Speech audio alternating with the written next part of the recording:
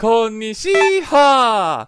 버추얼 크리에이터 시합니다. 2024년도 이제 마지막 한 달 만에 남겨두고 있습니다. 올 한 해의 일본 트렌드를 총정리할 수 있는 2024 유캔 신조 유행어 대상의 시즌이 다시 찾아왔습니다. 지난 11월 5일에 후보 단어 30개가 발표되었는데요. 이 중에는 우리나라에서도 한때 유행한 먹거리 아사이볼도 있고요. 게임 스트리머라면 한 번쯤 해보셨을 8번 출구, 7월에 바뀐 일본의 세집회, 올해 노벨평화상을 받은 일본의 원수폭 피해자 단체 협의회 피단협 등이 올라가 있습니다. 제가 지난 11월 30일 6주년 방송에서 톱10으로 선정될 단어를 예상했고요. 이틀 뒤인 12월 2일에 그 톱10 단어들이 발표되었습니다. 저의 예측은 얼마나 맞았을까요? 보시죠. 10개 중 6개를 맞췄습니다. 지난해보다 2개 더 적중했네요. 제가 놓친 톱10 단어 중에는 파리올림픽, 패럴림픽과 관련된 단어가 숨겨져 있었네요. 지금부터는 30개 후보 단어 중에서 제가 직접 여러분께 소개할 만한 가치가 있는 4가지 단어를 좀 더 깊숙이 들여다보도록 하겠습니다. 제가 항상 하는 말이 있죠. 일본의 신조어와 유행어를 알면 올해의 일본이 보입니다.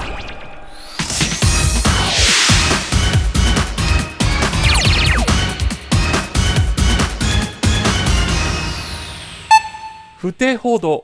올해 연간 대상을 받은 후테호도는 일본 드라마 후테기세츠니 호동아르, 부적절한 것도 정도가 있어의 줄임말인데요. 현재 넷플릭스에서 서비스되고 있습니다. 80년대 무필턱 왕꼰대 아재가 2024년에 타임슬립되어 벌어지는 일들을 그린 드라마입니다. 여기서 배경 지식을 설명드리자면 지금의 일본과 80년대 일본은 전혀 딴판이었습니다. 바르게 살기보다 거칠어야 살아남을 수 있었던 80년대 일본. 2020년대에 사는 젊은 사람들한테는 절대로 생각할 수 없는 일들이 벌어지곤 했죠. 예를 들어 군대보다 더한 스파르타 학교가 있는가 하면 잔인한 B급 영화들이 버젓이 상영되고 TV에서는 가학적이면서도 음란한 모습들이 버젓이 방송될 정도. 이렇게 잔인함과 폭력성, 조심성, 양성 간의 불편감에 대해 둔감했던 시절이 바로 일본의 80년대였습니다. 이러한 시대에 살았던 아재가 2024년에 큰 문제를 일으킬 것 같았지만 오히려 콤플라이언스, 규범 준수에 대한 과도한 조심성과 예민함 때문에 생긴 요즘 사람들의 고민들을 부적절하고도 거침없는 언행으로 해소해준다는 스토리에서 높은 평가를 받았습니다. 더 자세한 스토리가 궁금하시다면 넷플릭스에 가서 보시거나 리뷰 유튜버분들의 영상을 참조하시기 바랍니다. 참고로 이 드라마 조만간 한국판 리메이크가 나온다는 소식이 전해졌습니다. 역시 TBS 한국지사를 설립하더니 일을 벌였네요. 인바운동. 뭔가 외국 음식을 얹어놓은 덮밥 같지 않나요? 예, 이건 풍자적인 표현인데요. 일본을 방문하는 외국인 관광객, 일명 인바운드 관광객에다가 고급 해물덮밥 칼센동의 동을 합성한 신조어입니다. 지난해 일본의 인바운드 관광객이 2,500만 명을 넘어서 팬데믹 이전인 2019년에 78% 정도로 회복되었다고 합니다. 이런 가운데 외국인 관광객을 상대로 하는 서비스 가격을 일본 현지인 가격보다 비싸게 판다는 문제가 제기되었습니다. 실제로 교토의 한 고급 식당에서는 외국인의 코스 요리 가격을 일본인 가격보다 3,000엔 더 비싸게 판다고 합니다.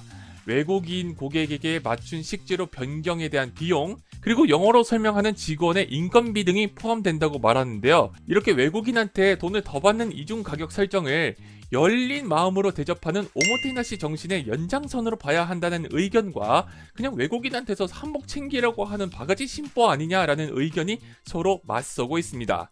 여러분이라면 일본에서 비싼 외국인 가격을 내고서라도 서비스를 이용하실 생각이 있으신가요? 댓글로 의견을 남겨주세요. 소프트로우가이. 채널시아에서는 올해 초에 꼰대와 로가이에 대해서 비교해본 내용을 전해드렸죠. 여기에 새로운 단어가 나온 게 바로 소프트로우가이, 소프트 꼰대인데요. 우리로 따지면은 젊은 꼰대, MZ 꼰대라고 말할 수 있겠습니다. 일본의 유명 방송작가 스즈키 오사무가 자신의 책을 통해서 처음으로 언급한 말입니다. 나이로 따지면 30, 40대 정도 되는 사람들이 하는 그런 꼰대 같은 행동을 말하는 건데요. 직장 내에서의 위치로 따지면 위에는 상사와 임원진들이, 아래에는 부하 직원이 있는 세대잖아요. 윗선의 눈치는 봐야 하고 또 부하 직원들을 관리해야 하는 상황에서 나타나는 행동 하나하나가 부하 직원들한테는 꼰대로 보이게 되는 거죠.